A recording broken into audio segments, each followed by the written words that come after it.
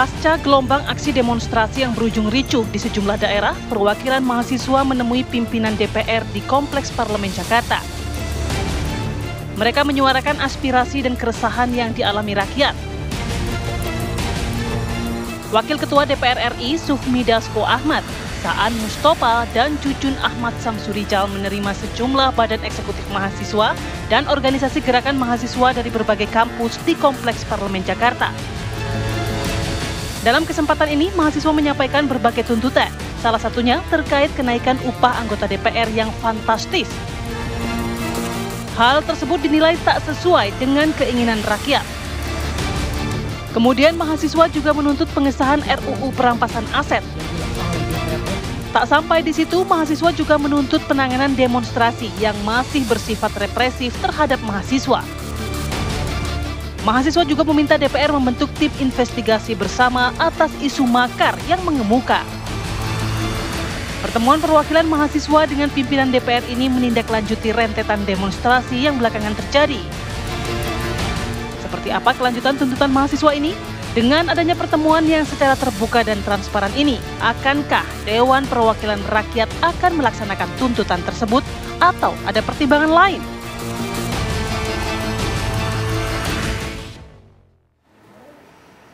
Ya, pemirsa, pimpinan DPR ini melakukan audiensi bertemu dengan perwakilan mahasiswa untuk menerima penyampaian aspirasi termasuk juga berbagai tuntutan yang tentu ada hubungannya dengan aksi demonstrasi yang berlangsung beberapa hari terakhir tidak hanya di Jakarta tapi juga sejumlah daerah di Indonesia. DPR kini melakukan rekonsiliasi dengan melakukan pertemuan tersebut, pemirsa. Lalu seperti apa respon atau tindakan nyata dari DPR RI untuk menerima berbagai tuntutan tersebut dan bagaimana pula komunikasi politik yang akan dibangun tidak hanya oleh DPR tapi juga kepada pemerintah. Kita akan membahasnya malam hari ini bersama dengan sejumlah narasumber yang sudah bergabung di Apa Kabar Indonesia Malam. Ada pengamat hukum tata negara Bang Margarito Kamis. Selamat malam Bang Margarito, sehat? Iya, sehat. Selamat Terima malam, kasih sudah bergabung malam hari ini. Sehat? Oke, dan juga bergabung. Sehat, silakan dan juga bergabung bersama kita malam hari ini ada Bang Slamet Ginting, pengamat komunikasi politik dari Universitas Nasional. Bang Slamet, apa kabar? Alhamdulillah, kabar baik. Sehat ya. Dan juga bergabung melalui sambungan Zoom ada Wakil Ketua Komisi 13 dan juga anggota DPR RI tentunya Pak Sugiat Santoso. Selamat malam Pak Sugiat. Assalamualaikum. Waalaikumsalam, selamat malam para pemirsa TV One dimanapun berada. Oke, Pak Sugiat, kemarin Rabu pimpinan DPR sudah menerima perwakilan mahasiswa. BEM mahasiswa berada di sana untuk menyampaikan aspirasi, artinya tidak ada lagi alasan dari DPR yang tidak tahu mengenai tuntutan-tuntutan tersebut. Apa kemudian responnya? Ya, yang pertama bahwa pertemuan kemarin secara personal adalah pertemuan yang memiliki ikatan historis dan ikatan batin yang sangat kuat ya Mbak ya. Bahwa pimpinan DPR kita bahkan mungkin sebagian besar kawan-kawan di DPR itu juga punya ikatan historis dengan gerakan mahasiswa. Misalnya kemarin Bang Dasko kan secara historis dia juga pernah aktif di gerakan pelajar, gerakan mahasiswa, aktif di PII, aktif di resimen mahasiswa. Beliau juga sekarang sebagai rektor di salah satu perguruan tinggi swasta. Begitu juga misalnya Bang Cucun, beliau dari mulai pelajar aktif di HIPNU, aktif di PMI dan GP Ansor. Beliau begitu juga dengan Kang Saan Mustopa, aktif di HMI. Saya pikir secara personal itu adalah pertemuan abang dengan adik. Tapi secara kelembagaan, DPR dan mahasiswa ini kan sesungguhnya adalah aktor-aktor demokratisasi Mbak. Kalau DPR di parlemen, gerakan mahasiswa di ekstra parlemen, jadi kita sebetulnya secara napas dan satu frekuensi sebenarnya tidak ada masalah. Bahwa DPR sesungguhnya ingin memperjuangkan hajat hidup rakyat melalui fungsi-fungsi DPR. Begitu juga dengan kawan-kawan mahasiswa ingin memperjuangkan hajat hidup rakyat melalui tuntutan-tuntutan di demonstrasi jalanan maupun di forum-forum intelektual mahasiswa. Saya pikir pertemuan kemarin itu adalah pertemuan yang sangat bagus, sangat maju. Bagaimana mahasiswa dan DPR sebagai abang dengan adik, sebagai lembaga demokrasi menyatukan persepsi untuk bagaimana hajat hidup rakyat itu bisa tereksekusi secara formal. Oke, baik Bang Slamet, komunikasi macam inikah yang sebetulnya sedari awal kita inginkan adanya perwakilan dari rakyat yang diterima juga oleh DPR yang menjadi perwakilan rakyat juga seharusnya di sana. Ya persis, ini kan DPR sedang mengalami yang namanya defisit legitimasi.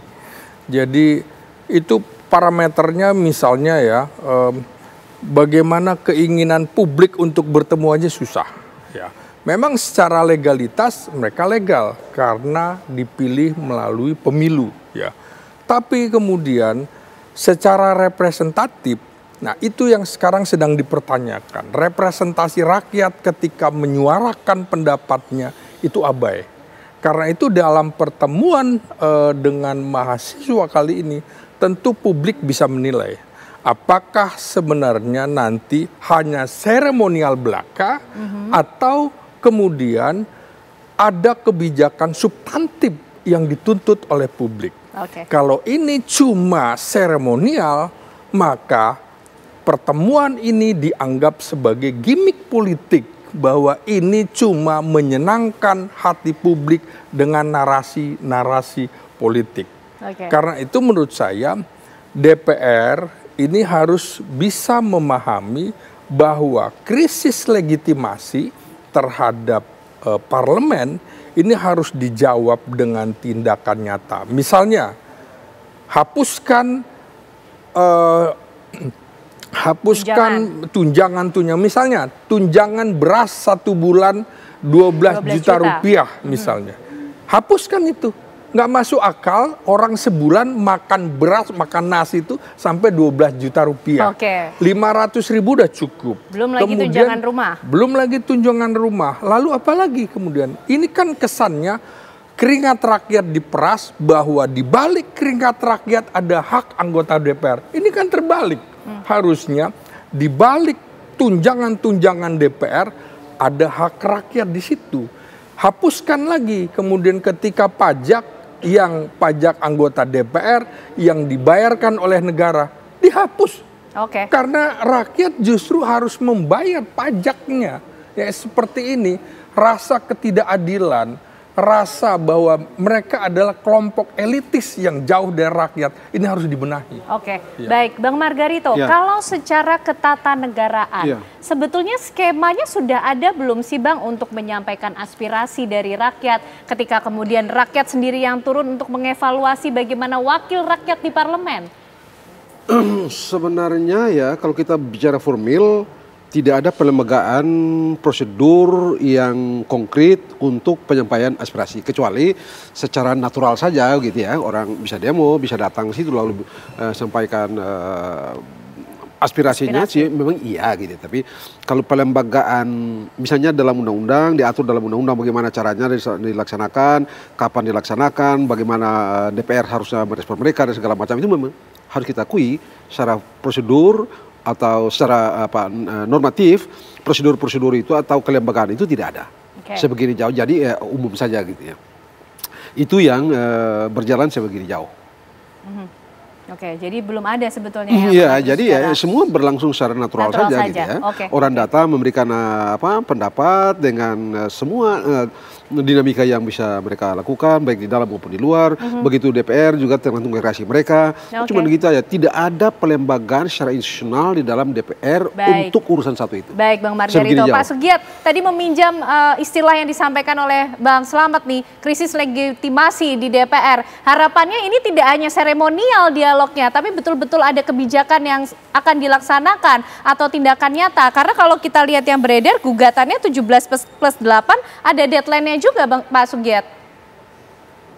Ya, yang pertama bahwa kami menganggap bahwa DPR periode ini sesungguhnya dalam beberapa kasus isu terkait dengan hajat hidup rakyat, kami melakukan respons yang secara cepat ya Mbak ya.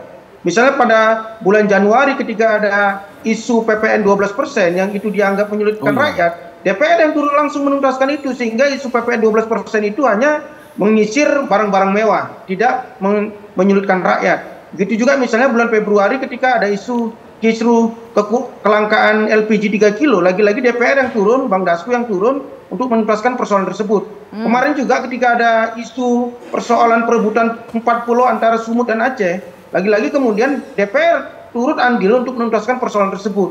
Saya pikir secara isu-isu kerakyatan itu DPR pada periode ini sudah sangat responsif. Kemarin juga Bang Dasko secara legowo mengatakan bahwa DPR meminta maaf atas terjadi beberapa peristiwa yang lalu, itu menunjukkan bahwa DPR secara kelembagaan menerima kritik dan menerima evaluasi.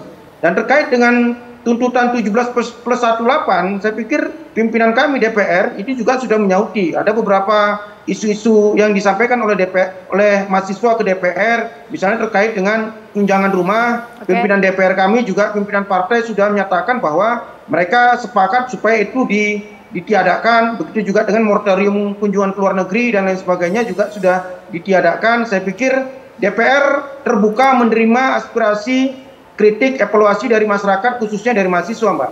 Oke, baik. Kita akan membahas lebih lanjut tentunya karena publik ingin tahu bagaimana respon nyata dari DPR. Usai jeda pemirsa, kami kembali hadir untuk Anda.